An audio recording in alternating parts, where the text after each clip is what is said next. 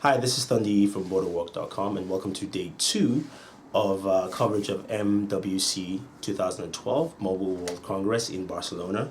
And today there were a slew of announcements from Nokia, ZTE, Panasonic, as well as Asus. So let's kick things off with the announcement from Panasonic.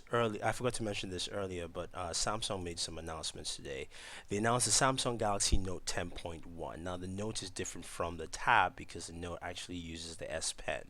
It will run Ice Cream Sandwich with a 1.4 GHz dual-core processor, 1 GB of RAM, a 1200 by 800 display, and will have S Pen functionality with a 3 megapixel camera and a 2 megapixel front-facing camera. On the other hand, you do have another product which they announced with the Samsung Galaxy S Player Wi-Fi 4.2. Now this is in the Galaxy Player line. This is running Gingerbread 2.3 on a 4.2-inch WVGA display at 480 by 800 resolution. Will support Bluetooth 3.0, has USB 2.0. It comes in 8 and 16 gigabyte variants, expandable by micro SD, has a 1500 milliamp battery, and of course supports Wi-Fi. Panasonic announced the Panasonic Eluga, which we saw glimpses of it at CES 2012. This is a 5-inch smartphone. It is has a 720p display. It's running ICS Android 4.0. Does have a dual-core processor, Snapdragon S4 processor, so the latest Snapdragon processor on the market. It is 9.6 millimeters thick. It has an 800 milliamp battery and NFC capable 8 megapixel camera, all that fun stuff. Very thin device, and it's something Panasonic hopes to bring to the market. He had a slew of announcements, 2 Android devices and 1 Windows Phone device. Their first Windows Phone device is called the ZTE Orbit, which is actually a budget Windows Phone device. The Orbit has a 4-inch display, 1 gigahertz processor, 4 gigs of onboard storage, and basically your standard Windows 7.5 operating system. Nothing flashy about that there. Meanwhile, the other 2 devices are the Era and the PF112. The ZTE Era, which is their top-of-the-line device, runs Android 4.0. It has a 4.3-inch display, and it also runs a quad-core processor, the Tegra 3 NVIDIA processor on there. It's about 7.8 millimeters thick, so it's a very thin device. It's got 8 gigabytes of onboard storage, as well as it can be expanded by micro SD. The PF112 is similar to the Era, except that it's a 4.5-inch device. It's a little thicker, and also doesn't have the resolution display that the Era has, which is 960 by 540. So Nokia made the announcements today at the show. They announced 2 devices. One was a Symbian-based device. The other was, of course, a Windows-based device. The Windows device was the Nokia Lumia 610, which we saw like videos of those about 4 months ago. 610 is a budget device. 610 packs a 1 gigahertz processor, but also just have 256 megabytes of RAM. So actually, instead of the standard 512 you've had with Windows Phone, the RAM requirements are actually much lower.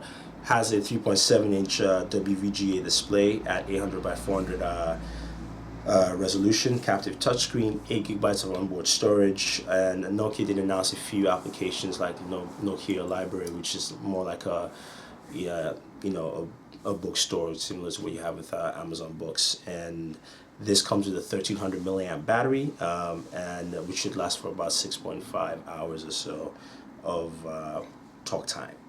The second device Nokia announced was the Nokia 808 Pureview, which is a Symbian belly device. Now, what's really interesting about this device, even though most people consider Symbian to be dead, is that it has a 41 megapixel camera. Yes, not 4, but 41 megapixels. So, and the reason why Nokia has this camera is because it does a couple of interesting things. You can take pictures at 38 megapixels, which is the maximum, or you can take it in the Pureview mode, which allows you to take photos in 3, 5, and 8 megapixels.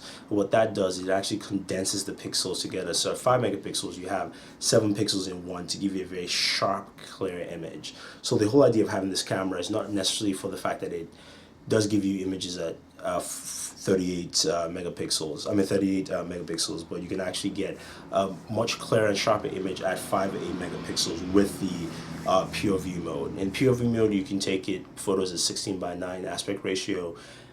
Non-Pureview mode, we're taking at 38 megapixels. You can take pictures at 4.3 aspect ratio. Comes with 16 gigabytes of onboard storage. You can expand it with micro SD. The resolution is 360 by 640, which is NHD from Nokia. It's a 4-inch display. It also runs the Symbian build, which is the latest version of Symbian on the market. No phones, but mostly tablets.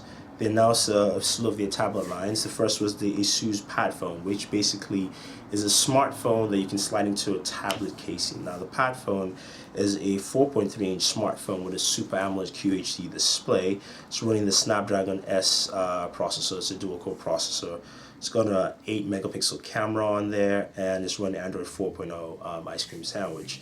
Now the tablet casing is a 10-inch casing, so basically you can slide that in and transforms your smartphone into a tablet, which we saw pictures of that about 4 months ago when it leaked out on the market. The second device that Asus announced was the Transformer Pad Infinity series. Basically 2 versions here. There's an LTE version and there's a Wi-Fi version. The Wi-Fi version runs the Snapdragon S4 processor, which is a dual-core processor at 1.5 gigahertz. It is capable of download speeds of up to 100 megabits per second and 50 megabits per second upload speed. So we'll see if this actually translates to real world numbers. The Wi-Fi version runs a Tegra 3 processor, quad-core processor. Does have a 2 megapixel front facing camera, 8 megapixel rear camera with an f2.2 lens. So it's got a wide angle lens, and it's also got a 5 elements LED flash, so it actually gives you different flash stages for a better picture clarity. And finally, the last tablet Asus announced was the Transformer Pad 300, which is basically the intro level tablet or pad, if you will. This also runs a quad-core processor. It's got either 4G LTE or Wi-Fi options. It has a front-facing camera of 1.2 megapixels. The rear camera is 8 megapixels in total with a f2.2 wide-angled lens, and of course the 5 elements flash, records in HD, and all of them should have battery life of about 10 hours or so. So those are the devices that were announced today. You saw some interesting devices, and also companies like ZTE, just like yesterday we saw with Huawei, who are trying to break into the market with some nice high-end devices on the Android operating system.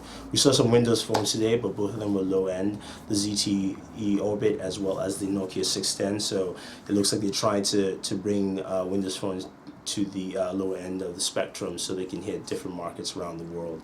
And also Nokia brought out a new Symbian device, which even though Symbian is considered, like I said, dead earlier, but it does have a 41 megapixel camera, so that's something very interesting, and we'll definitely love to see that. So if you guys have any questions or any comments, let us know. Also, don't forget to subscribe to Booredatwork and also our new channel, BoardFem.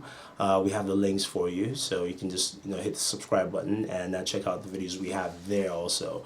So this is Thundi saying thank you, and always enjoy entertainment.